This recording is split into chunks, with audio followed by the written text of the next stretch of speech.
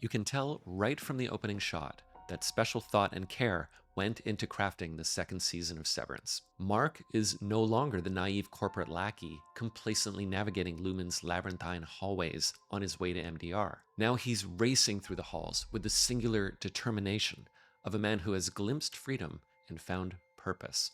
This intro got a lot of attention for its technical mastery.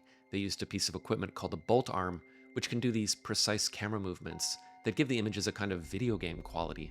It's a really cool technical achievement, but for me, this shot is special because of what it says about the overall creative process behind this show. Ben Stiller actually asked Adam Scott what he thought Mark would do the moment the elevator doors opened. This is a huge credit to Adam Scott's insight as an actor, but also to Ben Stiller's sensibilities as a director. He approaches the Severance story fundamentally as a collaborative project among its many smart and talented artists, and it really shows. Helly's recitation of the compunction statement in the season 1 finale was not in the script. That was Britt Lauer's idea. And the marching band was heavily influenced by Tremel Tillman's suggestions.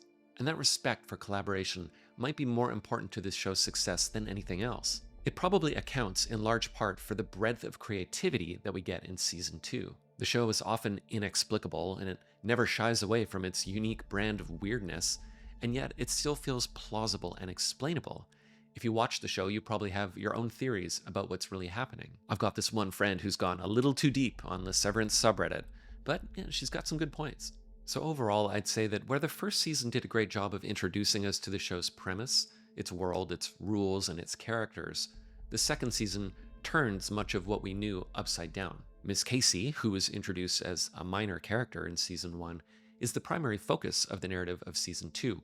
Her relationship to Mark is in fact at the center of the mystery surrounding Lumen. Helly, who we came to adore as the most sympathetic and relatable character on the Severed Floor, is now complicated by her Audie's identity as the ruthless Helena Egan, though even this would be an oversimplification, as it suggested that Helena herself is as much a Lumen prisoner as her Innie. The possibility of Mark's eventual reintegration is developed further, but in a brilliant touch of irony, this project ultimately leads to the further disintegration of his two selves, as it's revealed that Audie Mark is so consumed by his own love that he dismisses the idea that his Innie could have a legitimate love of his own. The season takes risks, and it challenges the viewer. It transports us to places well outside the familiar hallways of the Severed Floor. It calls into doubt many of the assumptions we've made about key characters and their motivations. And in the end, it breaks our hearts as our main character, in one decisive moment, both betrays and saves himself, recklessly chasing a love that cannot rationally exist. Now, the focus of the second season is the moral questions of love in a severed world. You see this in the main love triangle between Mark, Gemma, and Helly, but also in the season's subplots: Irving and Bert's forbidden romance, Dylan and Gretchen's extramarital affair, and even Helly and Helena's mutual jealousy. The great insight of the show's premise is the simple observation that the compartmentalization of self is a universal feature of the human condition.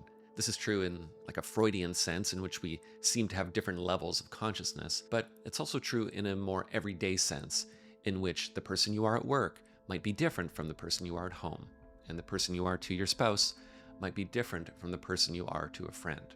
Mark's Innie-Audie conflict can be read as the very real moral dilemma of genuinely loving two people at the same time.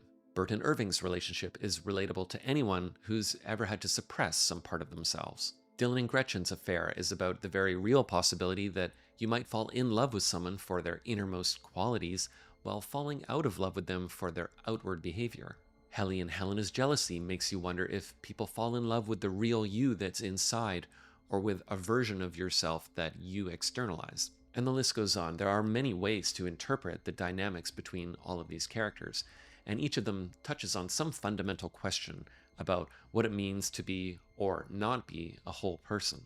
All of these moral questions are addressed in the show's bombshell finale, which of course puts Innie Mark in the position of having to make the most consequential moral decision so far in the story. One thing that I think surprised everyone in this episode was the dynamic between Innie Mark and Audie Mark, who for the first time have a direct interaction. Until now, we've kind of assumed that each character is more or less aligned in purpose. but instead Audi Mark is revealed to have dubious moral intent, even trying to manipulate his innie. What this does is kind of put innie Mark more squarely in the role of protagonist, because naturally we tend to root for the person whom we perceive to be the most innocent. I don't mean to suggest that Audi Mark therefore becomes the story's villain or anything like that, but I do think it gives us a clue to the direction of Season 3, which seems geared towards the plight of the innies and their struggle to attain the right of personhood. Perhaps the most emotionally satisfying moment in the season is when Mark and Gemma's Audis at last reunite on the testing floor, if only for a few tragically short moments. This emotional moment is earned thanks to the incredible talents of the show's cinematographer, Jessica Lee Gagne, who directed episode 7, Chikai Bardo, an episode that really stands out in the season and which I personally think is the best episode of Severance yet. It's a tightly choreographed visual dance with transitions leading you through a complex narrative maze, somehow without ever getting lost, and pointing towards a single climactic moment, the heart-wrenching superimposition of Mark and Gemma at their lowest points. It's such an expertly crafted bit of filmmaking that we walk away feeling as if we've known Mark and Gemma's relationship from the start, which we haven't. You know, it's easy to forget that for most of the first season, we had no idea Gemma even existed. And yet because this story is just so expertly crafted, her rescue and reunion with Mark is really powerful. Now, one thing I really admire about this show is that despite all of its twists and turns, it never loses touch with its emotional core. So the ending of episode 5 in season 2 is a great example. Mark is reintegrating, and there's a sequence in which Audi Mark appears to briefly explore the hallways of Lumen, where he comes face to face with Miss Casey, whom he sees as Gemma.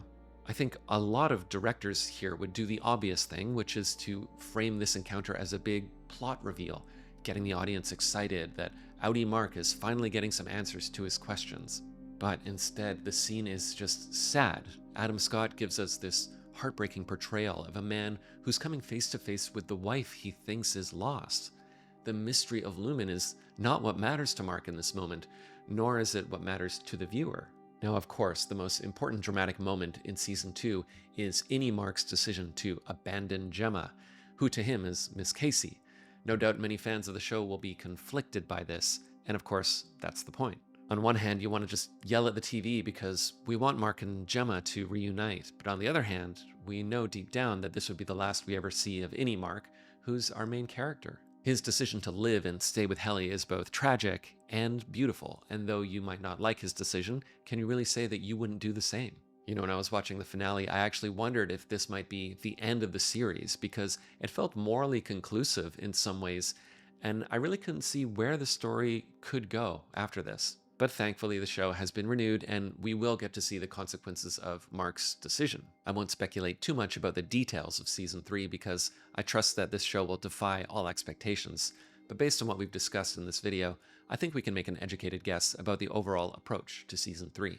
Of course, Mark and Helly probably won't be returning to their desks, and given that Cold Harbor is finished, Gemma is out, and Drummond seemed perfectly willing to let Mark go, it's reasonable to assume that Mark's position at Lumen won't continue in the same capacity. It's also safe to assume that innie Mark isn't going to willingly leave the severed floor unless he has some guarantee of his own survival, and the same probably goes for Helly. And with the finale hinting at a kind of innie uprising, I think we can expect the next season to show us an even more antagonistic and defiant side of our innie characters, who, having now explored a broader experience of personhood, might not be so eager to give that up. It makes me wonder if we'll get some kind of repolarization of the Severance chip and a reversal of the power dynamics between the characters, perhaps with innie Mark living outside of Lumen and Audi Mark now kind of imprisoned by his innie. There would be a kind of poetry in Gemma now trying to rescue Mark's Audi from Mark's innie. See, the great thing about the whole Severance concept is that it opens so many interesting dramatic possibilities. We do still need answers to some of the biggest questions. We still don't know what really happened with Gemma's car crash or why Gemma was on the testing floor. We don't know much about Miss Huang. We don't know who Irving was talking to on this payphone. And we don't know what Cobell's true motivations are. And of course, we don't know Lumen's ultimate purpose in developing the Severance chip. And who knows which characters might turn out to be severed themselves. But for me, the big question that will linger in my mind as we wait for Season 3 is which version of Mark we'll be rooting for. Will either of these love stories get a happy ending? And what answers will Severance ultimately give us to the profound and fascinating moral questions that it poses? That's it for me. Check out my Patreon if you'd like to support the channel. Thanks for watching, and I'll see you on the next one.